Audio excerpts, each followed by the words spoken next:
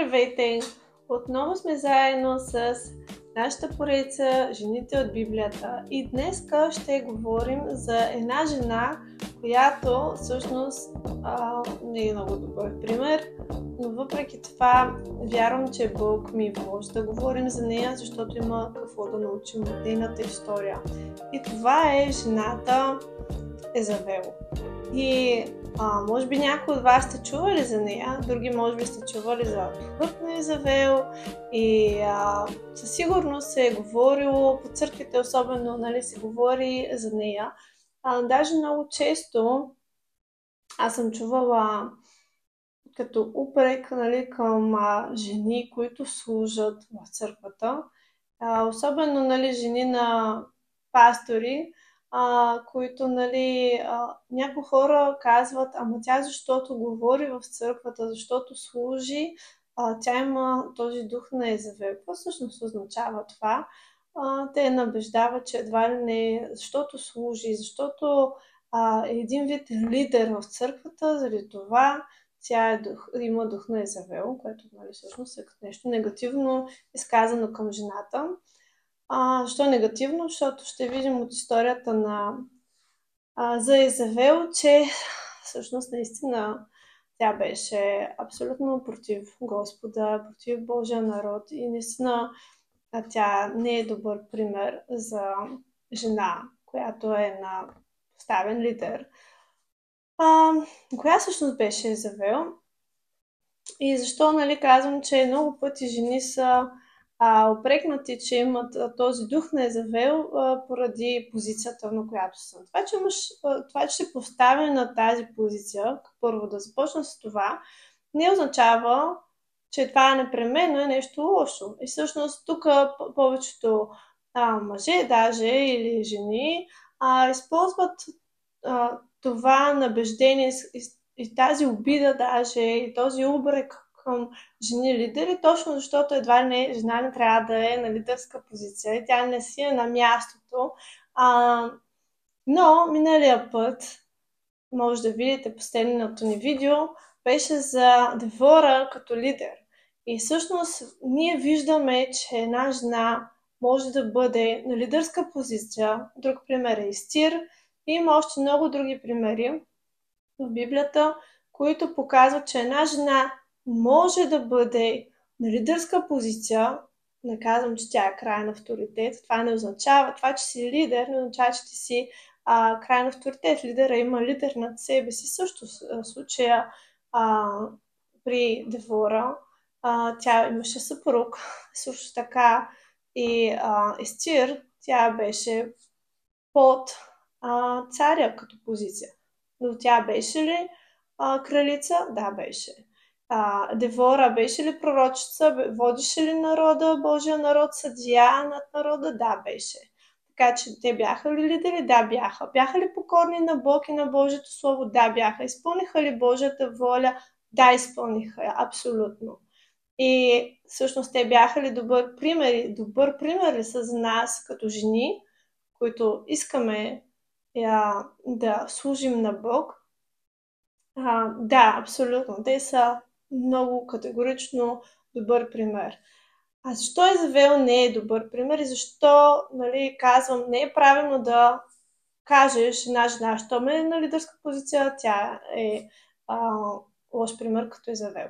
Защото всъщност Езавел беше лош пример поради това, че тя всъщност не по никакъв начин не признаваше и не беше покорна на главата, която беше над нея. Това беше нейният съпруг, царят Ахав, който всъщност в този момент той царуваше над Израел, над Божия народ.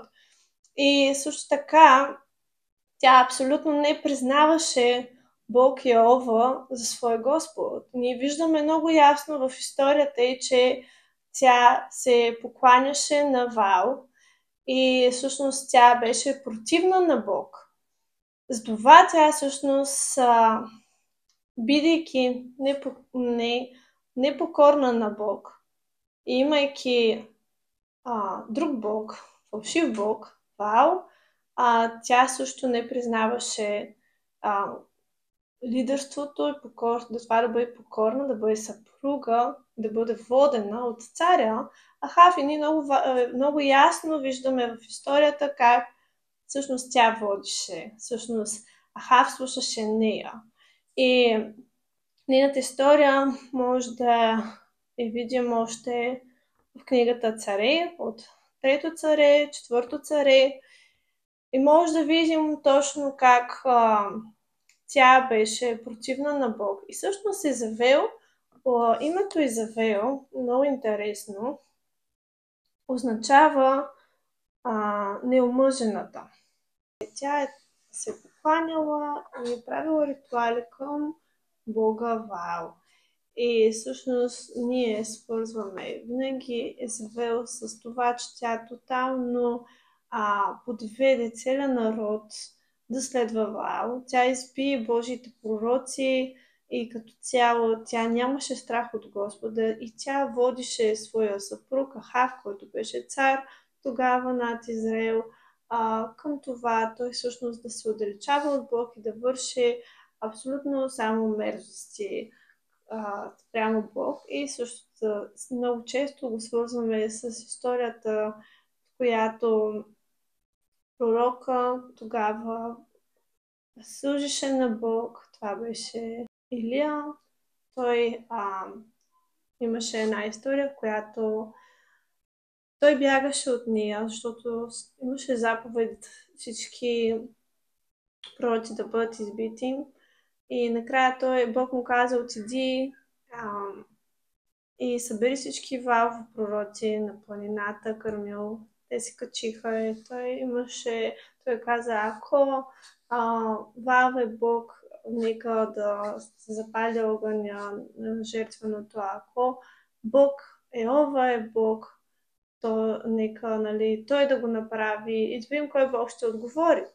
В случая така стана, че те извършваха, Вааловите пророци се рязаха, извършваха всякакви гадни неща, с които те всъщност правиха ритуали и викаха към своя бог Ваал.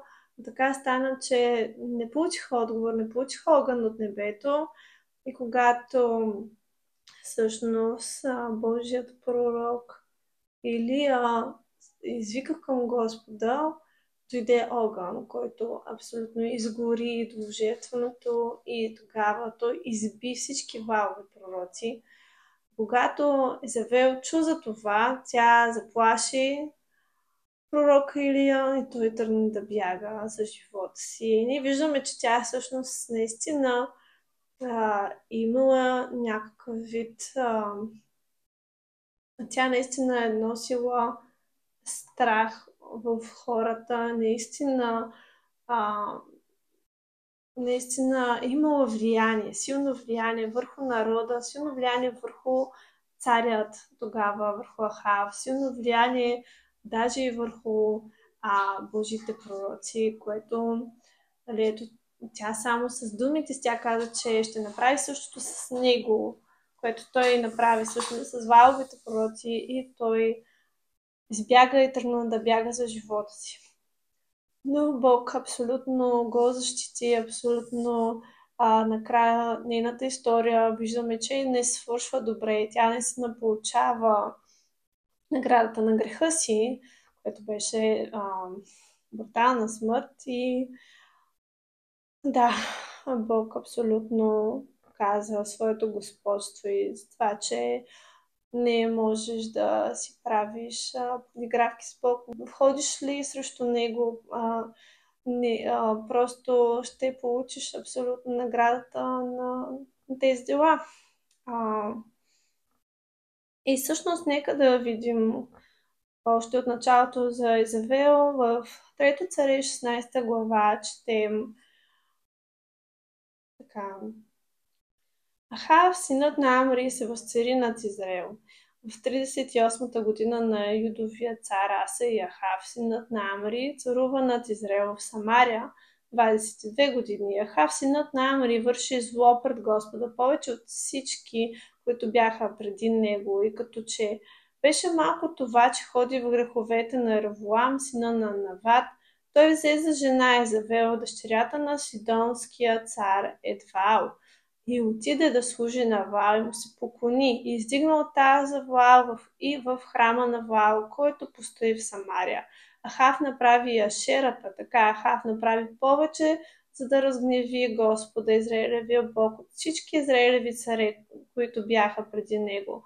Тесфиецът Илия, който беше учителите на Галаат, каза на Ахав: жив е Господ Израилевия Бог, пред когото стоя тези години, няма да има нито роса, нито дъжд, освен по моята дума. И Господното слово беше към него и каза: иди си от тук и се обърни на изток и се скрий при потока Херит, който е при Йордан. И ще пише от потока, аз ще заповядам на враните да те хранят там.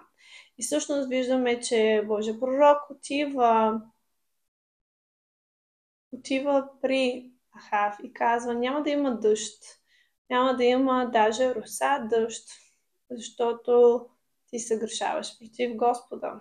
И четем по-нататък уникални неща, които Божи човек преживява и въобще Божията грижа и ръка върху живота му. Така. После четем в 18 глава. Илия отиде да се покаже на Ахав, а гладът в Самария беше страшен. Буквално хората умираха и добитъкът умираше поради липсата на вода. И това наистина беше страшно проклятие над тях поради грехът им. Така четем точно тази история, как пророк отива на планината Кармил. Има 450 пророци на Ваал и пророци на Ашера, които ядат от трапезата на Езавел. И Ахав изпрати сред всички израилеви синове и съба пророците на планината Кармил. Тогава Илия дойде и при целия народ и каза: до кога ще куцате на две страни? Ако Господ е Бога, следвайте Него, а ако Ваал, следвайте Него. Но народът не му отговори нито дума. И всъщност тогава наистина виждаме, че какво се случва по-нататък. Прочетете си историята, наистина е уникална. Намира се в Трето царе, 18 глава. И всъщност виждаме, че след като той прослави Бог и Бог се прослави чрез него, след това виждаме, че връща се дъжда на земята.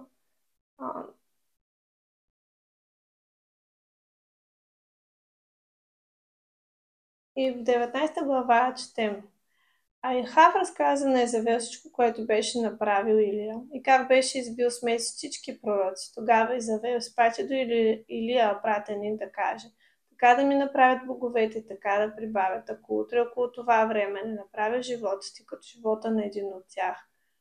Виждаме по-нататък, че всъщност тя даже караше Ахав да прави всички тези неща. Тя нямаше страх от Господа. Тя нямаше абсолютно никакъв страх от Господа.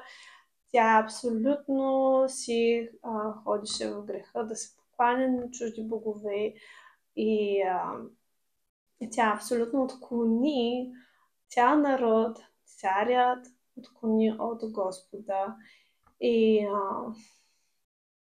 просто виждаме абсолютно защо, когато кажеш дух на Езавел. Този дух на Езавел е точно това, дух на който на идолопоклонство, дух на това да отклоняваш хората от Бог. И да ги отклоняваш далеч от Бог всъщност. И така че да, нека когато кажем дух на Езавел, да разбираме правилното нещо. Не е просто жена, която е била лидер. Не. Жена, която не е имала страхопочитание към Господа, не е имала абсолютно никакъв авторитет над главата си като съпруг, въпреки че имала съпруг. И даже тя абсолютно отклонявала целия народ далеч от Бог. Тя имала такова влияние върху тях. Тя абсолютно е ходила срещу Бог и целенасочено е карала хората да се покланят на други богове. И всъщност това е нещо, което Бог ми вложи тази седмица да се разсъждавам върху нейната история и да изследвам.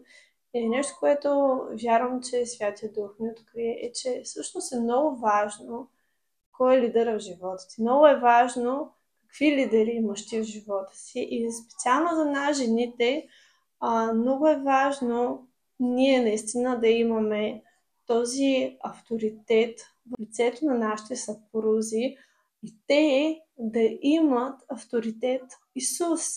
Така както Павел казва. Павел казва, главата на жената е мъжът, а главата на мъжът е Исус. И на друго място казва, главата на църквата е Исус. И така е правилно да бъде. И всъщност, когато една жена няма този авторитет в живота си, в лицето на своя съпруг, който всъщност да има страх от Господа, който да следва Бог, тогава е много изкушаващо и много лесно, ако тя няма авторитет от Бог. Нали? Ако жена не е омъжена, тогава напълно трябва авторитета да е Исус. Исус винаги трябва да е авторитет. Всъщност е номер едно авторитет и господство в нашия живот, като жени, но и не само това, и за мъжете трябва да бъде Исус, нали, в живота ни, Божието Слово, водителството на Святия Дух.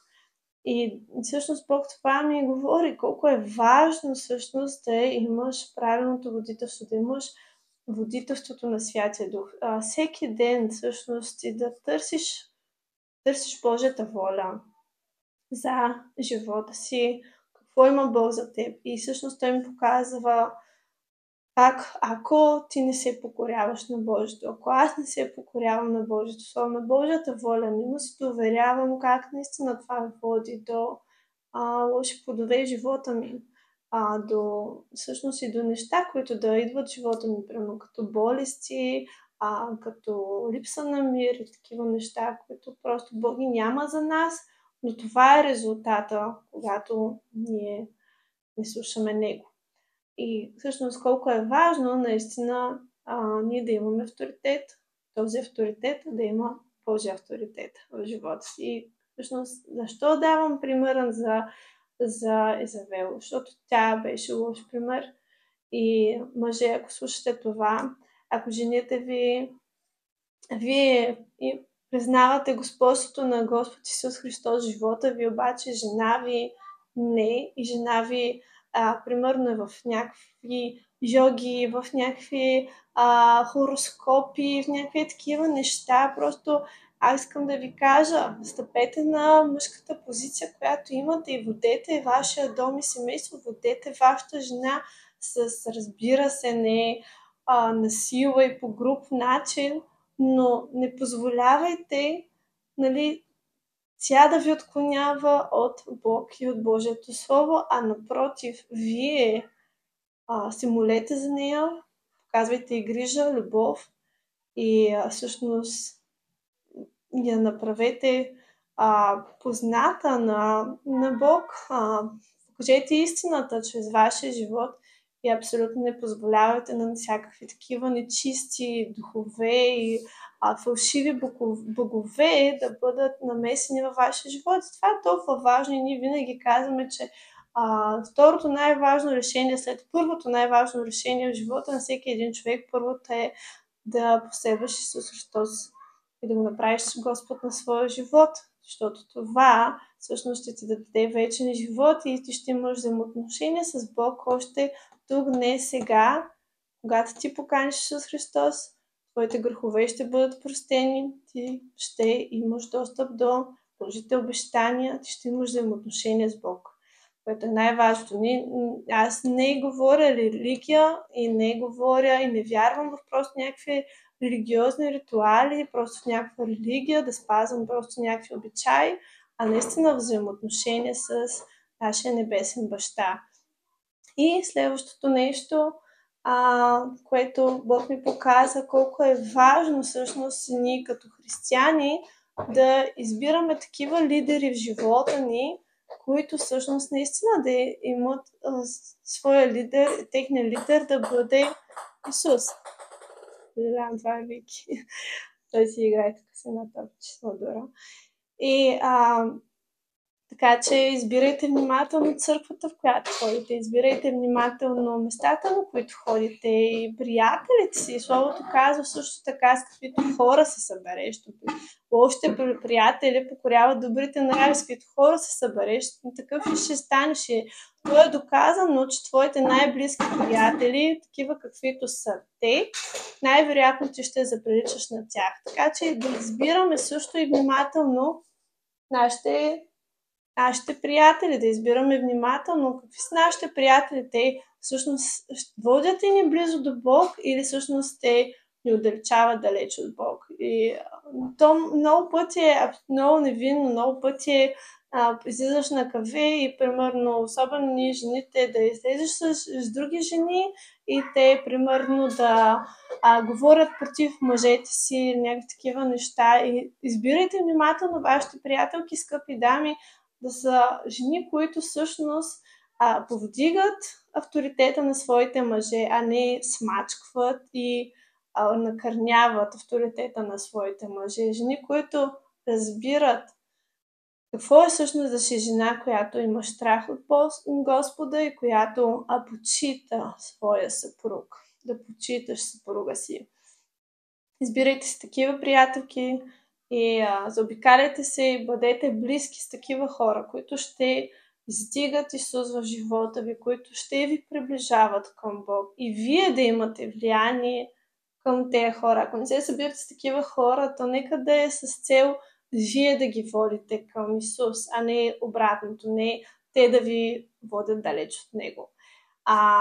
И като цяло, абсолютно това, което исках да споделя с вас, и още един стих относно Езавел.